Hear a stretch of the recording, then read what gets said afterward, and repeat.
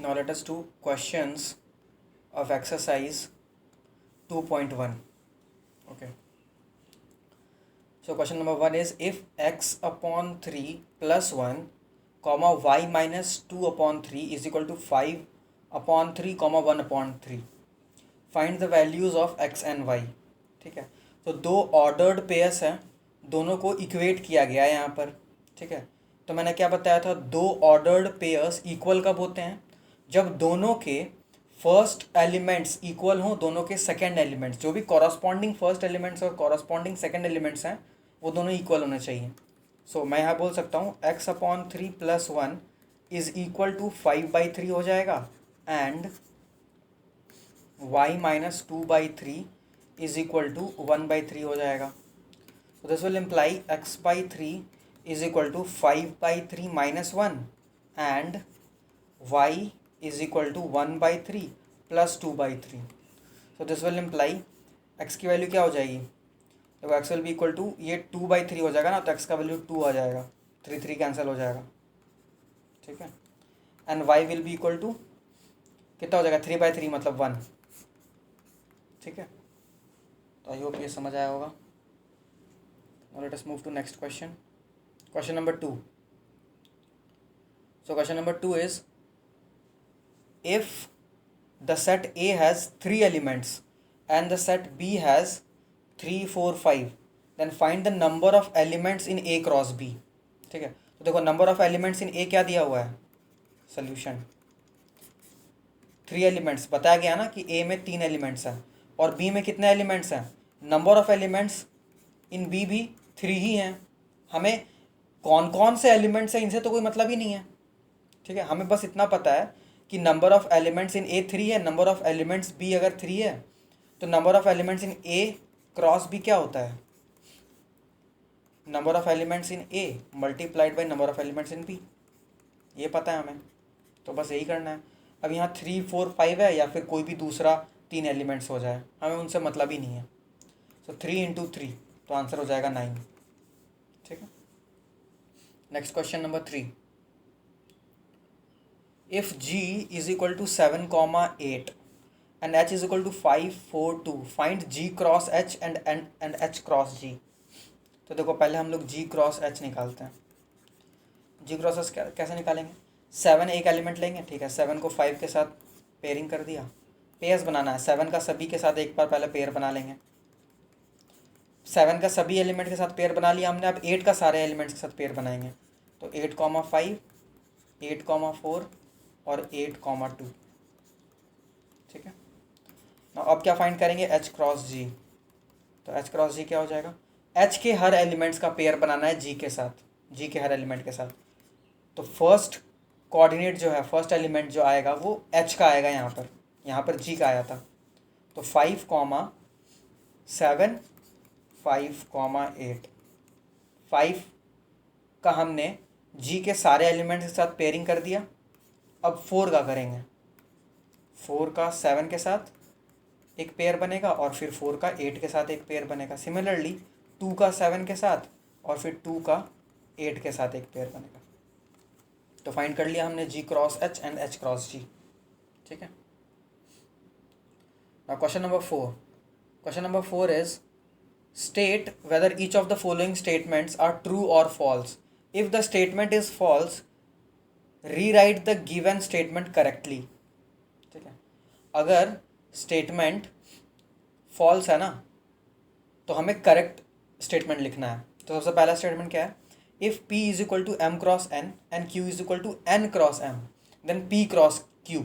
तो p cross q में क्या एलिमेंट्स आएंगे? पहले हम m का पेयरिंग करेंगे n के साथ, फिर m का m के साथ, फिर n का n के साथ और फिर n का m के साथ. लेकिन यहाँ पे तो दिया हुआ है p cross q is equal to m, n, m. तो ये तो गलत है ना. तो क्या हो जाएगा? देखो रीराइट कर रहा हूँ मैं, मतलब दोबारा से लिख रहा हूँ. ठीक है, सही हो जाएगा m, n, m, m, फिर n, n और फिर n, m. ठीक है, ये 4 एलिमेंट्स आएंगे इसमें.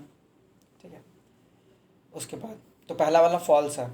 ठीक है, if A and B are non empty sets, A और बी अगर नॉन एम्प्टी सेट्स है, हाँ ठीक है, थ्योरी में मैंने एक बात नहीं बताया, अगर दोनों में से कोई एक भी सेट नॉन एम्प्टी हमने लिया था, अगर दोनों में से कोई एक भी सेट एम्प्टी हो जाए ना, तो फिर क्या होगा, ए क्रॉस बी पूरा का पूरा एम्प्टी हो जाएगा। जैसे फॉर एग्जांपल चलो ए इज इक्वल टू 5 ले लिया हमने, ठीक है, और बी में मान लो कुछ एलिमेंट्स हैं 2 3 4 ऐसे करके कुछ, ठीक है, तो ए क्रॉस बी फाइंड करना है हमें, तो ए के पास तो कोई एलिमेंट है ही नहीं, तो जब हम ऑर्डर्ड पेयर बनाएंगे तो यहाँ पे तो कोई एलिमेंट आएगा ही नहीं ना, यहाँ पर चलो 2 आ गया, तो यहाँ पर तो कोई एलिमेंट आएगा नहीं, फिर 3 आ गया, तो ये ऑर्डर्ड पेयर बन ही नहीं रहा है, तो एक भी एलिमेंट नहीं आएगा, ठीक है, तो ए क्रॉस ए में एक भी एलिमेंट नहीं आएगा, ए क्रॉस ए भी 5 हो जाएगा, सॉरी ए क्रॉस बी भी 5 हो जाएगा, ठीक है, तो आई होप ये चीज़ समझ आ गया होगा, ठीक है, ये थ्योरी में छूट गया था, तो क्वेश्चंस में कर लिया हमने। देखो,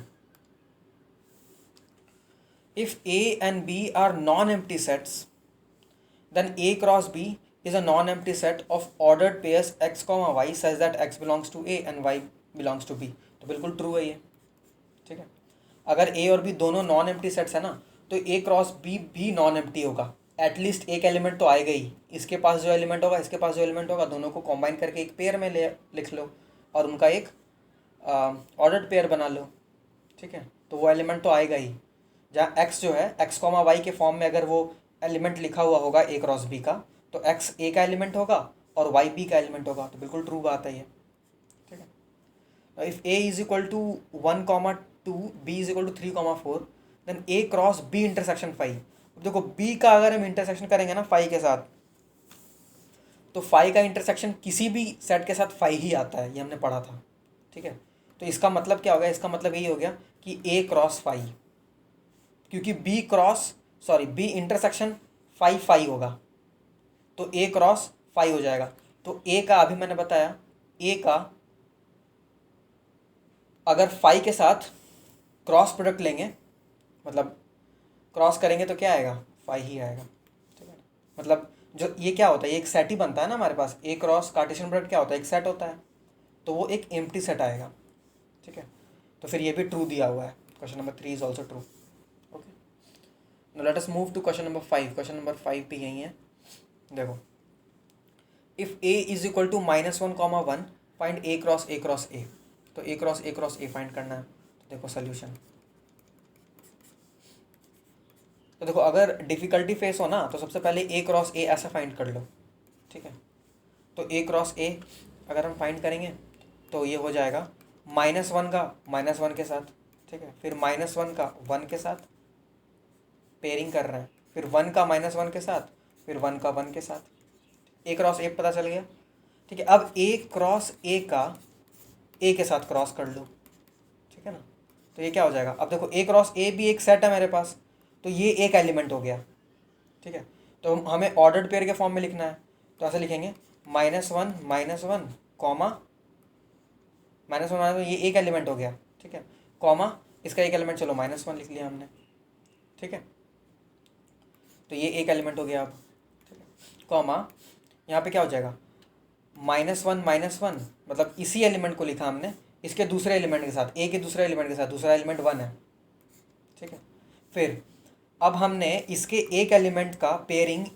इसके 2 एलिमेंट के साथ तो कर दिया, अब इसका दूसरा एलिमेंट उठाएंगे और फिर इसका पेयरिंग करेंगे ये दोनों एलिमेंट के साथ, ठीक है, तो हो जाएगा, देखो पहले -1 और 1 लिखा हमने, उसके बाद -1 के साथ पेयरिंग कर दिया, ये -1 है इसलिए -1 के साथ पेयरिंग कर दिया, फिर -1, 1 ये जो एलिमेंट है -1, 1 उसको लिख लिया, कॉमा अब इसका 1 के साथ पेयरिंग कर देंगे, तो 1 लिख दिया हमने, ठीक है, कॉमा अब सिमिलरली इन दो एलिमेंट के साथ भी करना है, ठीक है, तो क्या हो जाएगा,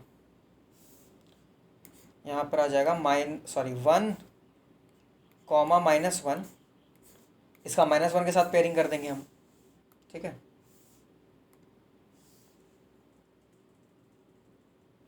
और फिर क्या हो जाएगा, फिर हो जाएगा 1 कॉमा -1 इसका पेयरिंग 1 के साथ कर देंगे, उसके बाद फिर क्या बच गया, एक एलिमेंट बच गया ना, एक एलिमेंट बच गया 1 कॉमा 1, तो 1 कॉमा 1 का पेयरिंग करना है अब, ठीक है, तो 1,1 का पेयरिंग कर दिया हमने -1 के साथ, और फिर 1,1 का पेयरिंग कर दिया 1 के साथ। ठीक है, तो ये सारे एलिमेंट्स आ गए। ठीक है, अब इनको एक साथ लिख दो अच्छे से, तो ये हो जाएगा -1, -1, ठीक है। अब तुम अगर चाहो तो एक साथ डायरेक्टली लिख सकते थे। ठीक है, ये हो जाएगा -1, -1, 1, ये हो जाएगा -1, 1, -1, फिर -1, 1, 1। अंदर वाले ब्रैकेट्स को हटा देने पे कोई दिक्कत नहीं आएगा। ठीक है, क्योंकि हमने डेफिनेशन में क्या पढ़ा था, जो तीन सेट्स का जब प्रोडक्ट करते हैं हम, तो वो A, B, C टाइप का ही तो होता है। ठीक है, तो उसी फॉर्म में लिख रहे हैं हम बस। ठीक है, तो 1, 2, 3, 4 एलिमेंट्स को लिख दिया हमने, 4 और बच्चे में, तो 1, -1, -1, 1, -1, 1, 1, 1, -1, 1, 1, 1। ठीक है, तो ये हो गया। ठीक है, अब डायरेक्ट अगर करना चाहो तो देखो डायरेक्ट भी कर लेते हैं एक बार। ठीक है, थोड़ा सा इजी हो जाएगा। देखो सपोज मेरे पास ए, तो ए क्या है, चलो ए मैंने लिख दिया, -1, 1 है। ठीक है, मुझे निकालना है A क्रॉस A। तो ये किस टाइप का एलिमेंट्स होता है, इसमें किस टाइप का एलिमेंट आता है, A, B, C टाइप का। तीनों कहाँ से होना चाहिए, ए से ही होने चाहिए इस केस में, तो क्योंकि A, B, C तीनों इस केस में सेम है, ए ही हैं। तो पहले मैं लिखूँगा -1, फिर लिखूँगा -1, फिर लिखूँगा -1। ठीक है, देखो थोड़ा समझदारी रखना। ठीक है, या फिर एक काम करो, ए को ही मैं 3 बार लिख ले रहा हूँ ताकि थोड़ा तुम लोगों को समझने में ईजी हो जाए। अब इन तीनों को अलग अलग सेट मानना कुछ देर के लिए, हालांकि है सेम ही सेट, लेकिन अलग अलग सेट मानना। यहाँ पर +1 होगा। ठीक है, ठीक है, तो एक बार मैंने पहले इस एलिमेंट को, इस एलिमेंट को और इस एलिमेंट को चुना। अब मैं इन दोनों एलिमेंट को एक साथ रहने दूंगा, -1, -1, इसको चेंज करूँगा तो 1 आ गया। ठीक है, अब 2 एलिमेंट को मैंने फिक्स कर लिया पहले, और थर्ड को चेंज किया, तो अब तीसरा चेंज नहीं हो सकता। तो अब मैं दूसरे को चेंज करूँगा, पहले वाले को वही रखूँगा -1। ठीक है, दूसरे को अब मैंने 1 कर दिया, पहले -1 था यहाँ पर, अब मैंने 1 कर दिया। अब उसके बाद तीसरे वाले को एक एक करके शिफ्ट करूँगा, तो पहले -1, फिर -1, 1 और फिर 1। ठीक है, आई होप समझ आ रहा होगा। उसके बाद फिर ये भी कर लिया हमने, दूसरे एलिमेंट को भी शिफ्ट कर लिया। अब हम क्या कर सकते हैं, पहले को चेंज करना पड़ेगा। तो पहले को चेंज करेंगे तो पहला हो जाएगा 1। पहले को 1 रखने के बाद इसको -1 रख लेते हैं। ठीक है, और जब इसको 1 फिक्स कर लिया, इसको -1 फिक्स कर लिया, तो इसको पहले केस में -1 रखेंगे, और फिर 1, -1, और दूसरे केस में 1 रख देंगे। ठीक है, तीसरे एलिमेंट को हमने चेंज किया। अब दूसरे एलिमेंट को चेंज करेंगे, तो यहाँ पर तो 1 था, यहाँ पर -1 था ना, अब यहाँ पर 1 ले लेते हैं। उसके बाद इन तीसरे एलिमेंट को चेंज करते हैं, तो हो जाएगा -1, -1, 1, अब यहाँ पे -1 था, फिर तीसरे को चेंज कर दिया तो 1 आ गया। तो ये आ जाएंगे 8 एलिमेंट्स। ठीक है, नंबर ऑफ़ एलिमेंट्स कैसे पता करेंगे, वही सेम ही फॉर्मूला है। Number of elements in cross A जो होगा वो क्या होगा, number of elements in A cross number of elements in A cross number of elements in A. तो क्योंकि सब में 2 हैं, तो 2 × 2 × 2, तो हो जाएगा 2³ मतलब 8। ठीक है।